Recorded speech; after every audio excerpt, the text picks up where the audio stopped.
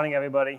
My name is Hemant. Mohan, you took away my introduction. I had prepared for it so well. So while I was preparing these slides, I realized I kind of went into a philosophical, reflective mode, and how life has come full circle. When I was at Google in 2016, I was thinking of doing a startup. And one of the first things I did was to sort of open up a droplet. It was super simple. It cost me $5 a month. I think I may have the account still running now. Like it was a subscription service. Well, congrats for building an amazingly easy to use cloud. Fantastic job, and great to see all the progress so far. After Google, I think I stayed close to DigitalOcean because I worked for, like Mohan mentioned, a VC firm called Anderson Horowitz. Had the fortune to work closely with the board for about a year. And then I moved back to India, and now I'm sort of speaking at the event. So life has sort of come full circle for me in the last 4 to 5 years. Real pleasure to be here. I think I'll speak about the why I moved back, and it'll be very clear with the slides. It'll be very clear why people who have had successful careers abroad are now thinking about India as a real opportunity to grow their careers, to come back and start companies, and VCs like me, we love that, right? Anyway, and the other thing I want to mention is that I think like life has come full circle for me here. I think in a way the economic opportunities has also sort of come full circle. I think it began with the East about 1,000 years ago. The power shifted to the West, and I feel like slowly India and China are emerging as a new hub of innovation, new hub of technology, new hub where value is being created. I'll show that in the slides as well. So as Mohan mentioned, I work for Lightspeed India. We've been around in India since at least 2006. We raised our first fund in 2015, $135 million fund, out of which companies like Byju's, Udan, Oyo, ShareChat came out. We raised our second fund, $175 million last year when I joined in August. And we invest across consumer and enterprise companies. And we love working with the founders, working with them from day zero. We come in very early at seed, sometimes pre-seed stage. For example, Udan was a pre-product company. It was just a concept stage, right? And our sweet spot is obviously Series A. And we also have a growth fund of about $1.5 billion where we pull money out to follow on. Moving on, so the topics that I will talk about today. We'll cover, why I really feel India is the next hub for innovation and opportunity for everybody. I'll speak a bit about what the VC landscape is looking like in India, and then why it is exciting for somebody like me to come back from the Valley and invest in India and Indian entrepreneurs. I'll speak about specifically, enterprise tech, how that landscape has evolved, what's exciting, what's growing, and what our enterprise strategy should look like for Indian entrepreneurs. And I'll finish up with, talent. I think everything ends and begins and ends with talent. Indian talent has grown leaps and bounds in the last, 10 years. Much more sophisticated, much more ambitious. And I'll sort of explain how and where they are looking for work, right? Okay, let's begin. I think this is an obvious slide. I think India is growing really, really fast. I think it's one of the fastest growing large economies in the world, 7.5% overall. And where the rest of the world is growing at 3.5%, so almost double that. If it continues to grow at this scale, India is going to overtake Japan in the next 5 years as the third largest economy. And if it continues to keep growing in 30 odd years, we might even take over US. Right? So really, really healthy growth. Now, GDP comes in many forms and fashion. I want to sort of explain why I feel this is a healthy GDP growth. Right? What really makes this interesting is this. So on the green graph shows what the policy repo rate is. What this means is what central bank, RBI in our case, what rate central bank allows other banks to borrow money from, right? And the higher that rate, the lower the rate, the more cash is flowing into the system, and usually that leads to inflation, right? A healthy economy is where the repo rates are falling, but also the consumer inflation rates are falling at the same time, which is rare. And India is at the stage where repo rates have been falling over the last 4 to 5 years, and the consumer rates has plummeted from 10% in 2013 all the way to 3.5% now. So that's a really, really interesting chart, which also makes me sort of comfortable to say that GDP growth in India is real. It's really true. This is exactly how a country should grow, healthily. Moving on, FDI, has been growing year over year. I think last year we had about $63 billion in FDI coming into India. Very, very interesting, across, remittances and then, foreign companies putting money into India, so on and so forth. So also really, really healthy for the economy. And I think on top of all of that, the government has actually been very progressive. If you see all the macro initiatives here, they cover all the fundamental building blocks of a country. And they are macro initiatives around healthcare, which is the Ayushman Bharat program, which allows everybody to sort of participate in the healthcare plans in India. There are bank recapitalization codes that are much better now, much more healthy. We had demonetization 2 years ago, so the country became much more cashless than it used to be for generations. We have things that cover housing and RERA Act, which makes buying and selling houses much more cheap, much more easy, much more transparent in paperwork, and so on and so forth, right? So across logistics, across healthcare, across fintech, across agriculture, there are programs time and again that are coming back that really build the economy from the ground up. And the impact on startups are fairly clear. Like we have had many more startups across all different areas than we have ever had before. One thing that I want to point out here is the updated bankruptcy code is very interesting. It doesn't really get a lot of time in the media, but it actually allows, if you think about it, it allows companies to die gracefully. It allows startups to take more risks. It allows founders to sort of not worry about having to go to jail if they have to liquidate their companies, right? These are like really, really interesting signals from the country, from the Reformation Acts that are coming into India, which will really help grow startups a lot better. Talking about the venture landscape, like what are VCs doing to sort of react to these things? I'll speak about where the value is being created. Over the last 15 years, if you can see here, the green bars show how many of the unicorns, the $1 billion plus valued companies, where were they founded over the last 20 years, right? In the beginning, if you look at 2000, almost 80% of that was US focused. The US has traditionally been the venture hub for the entire world. Most of the venture-backed companies were US founded. They grew and died in the US. But over the last 20 years, if you see 2014, more than half of unicorn companies are actually now being founded and funded outside of the US, which is super interesting. Now, why did that happen, right? So what happened in the US that allowed many more unicorns to be built and much more quicker? The black graph here shows the internet penetration rate. And on the top of that, you see different logos of companies that have become really, really big. From there are three periods here, 1994 to late 90s, early 2000s, and then mid to late 2010s. There were just 12 companies that really became big in the first quartile, the first third of this period, right? Companies like eBay, Amazon, Google came out of that. There were just 12 big unicorns that came when the penetration of internet was roughly hovering around 20% on average to 40% at the end of that period. And the next stage of growth was between 2001 and 7, after the bubble burst. And there were 51 unicorns that were founded in that period, exactly the same amount of period, right? 6 years there.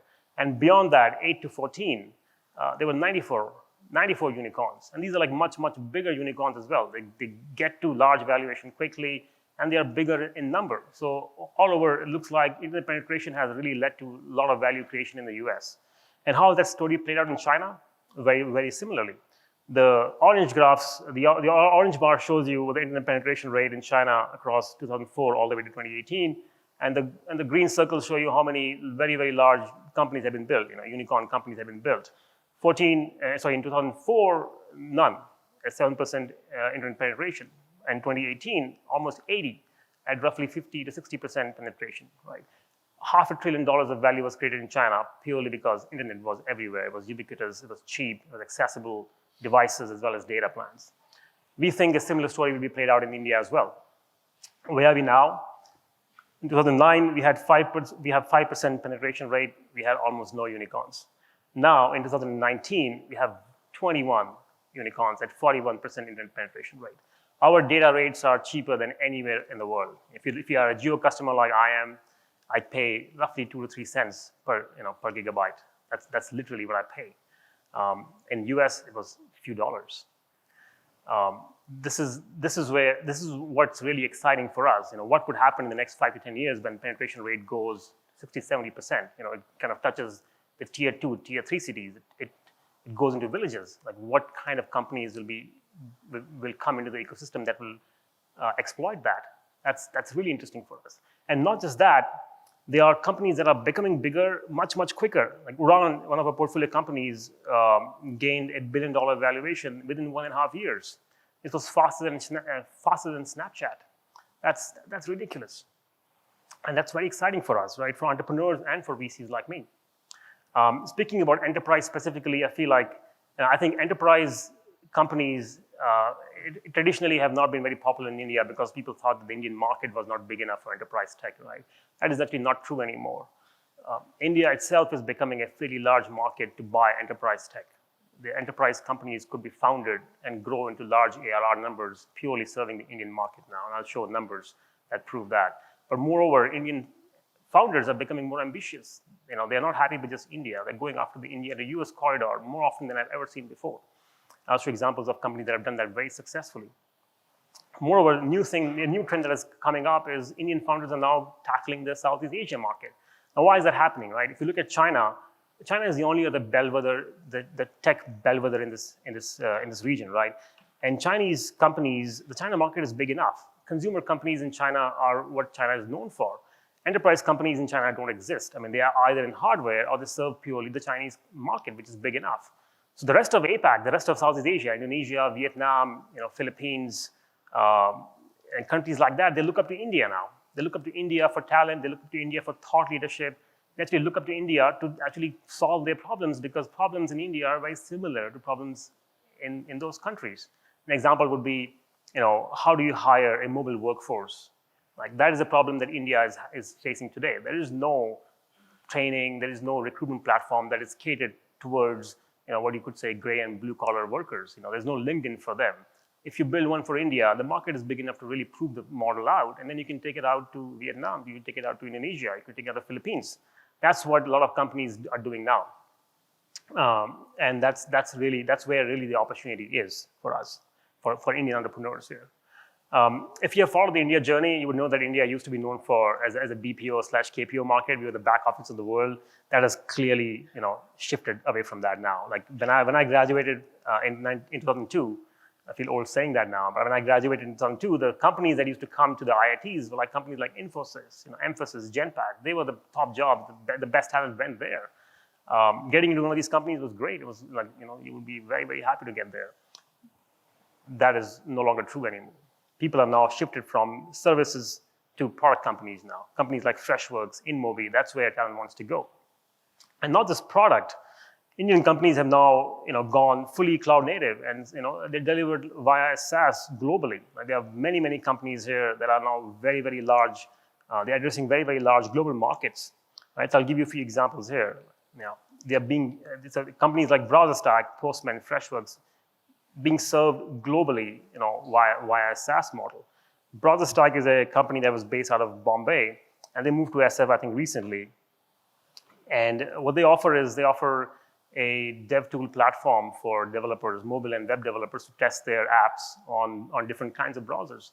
They have had 2 million developers now. And if you recall, GitHub raised $100 million when they had 2 million active developers, right? So it was a very large company at the time.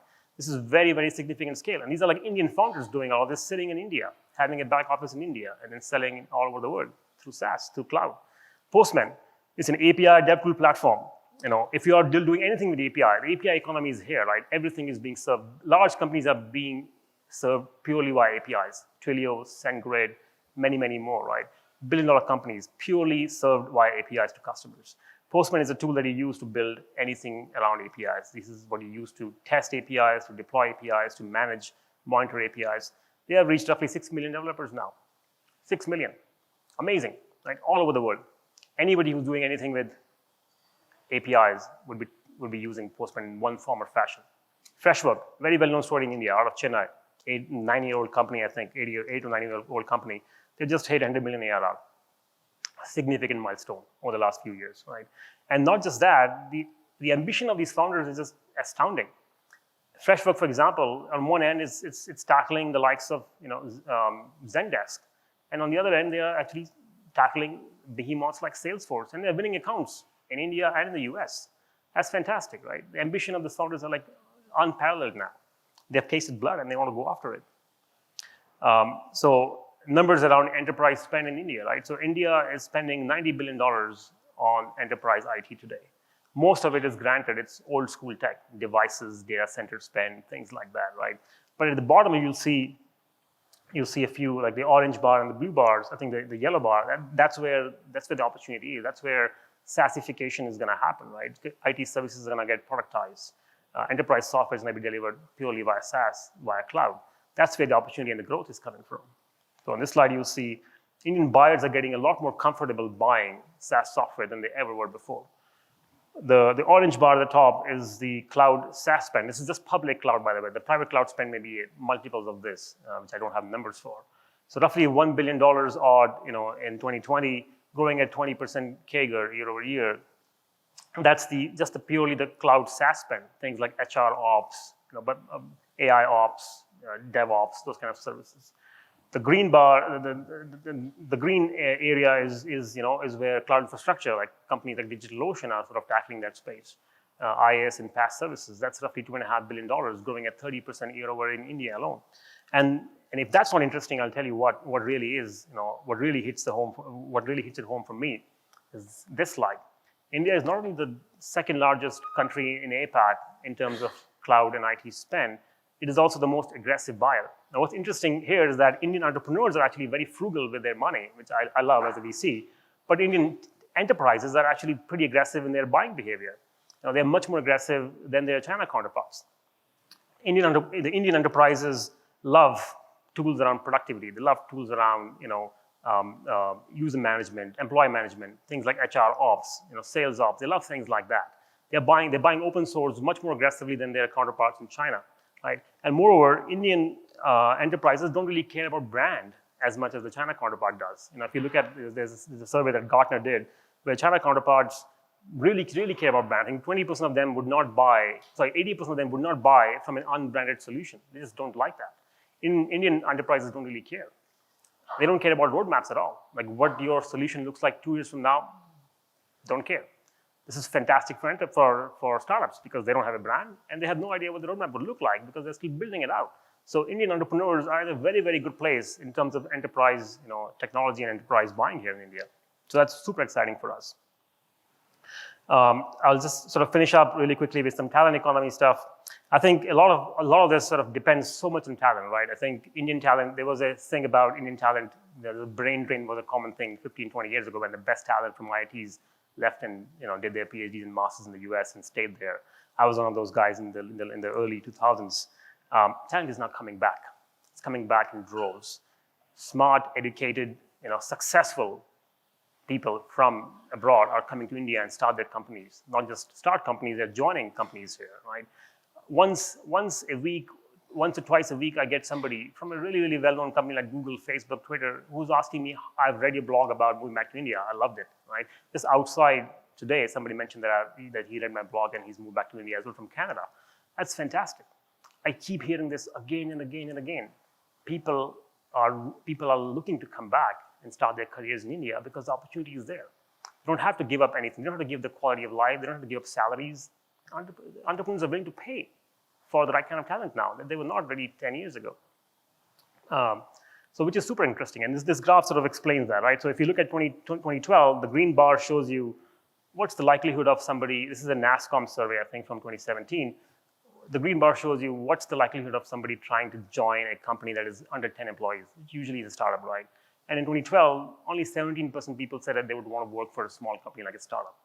That has completely shifted away now, right? So in 2017, the entire graph is completely flipped. 85% people are now happy to work they actually want to work for a firm that is under 10 people and so on. That's fantastic. This is where big companies can be built. People are willing to take risks because they think the downside is not there anymore. 10 years ago, if you were an entrepreneur, you couldn't get married. You couldn't get married. Like it's just a fact. Now that's not true anymore.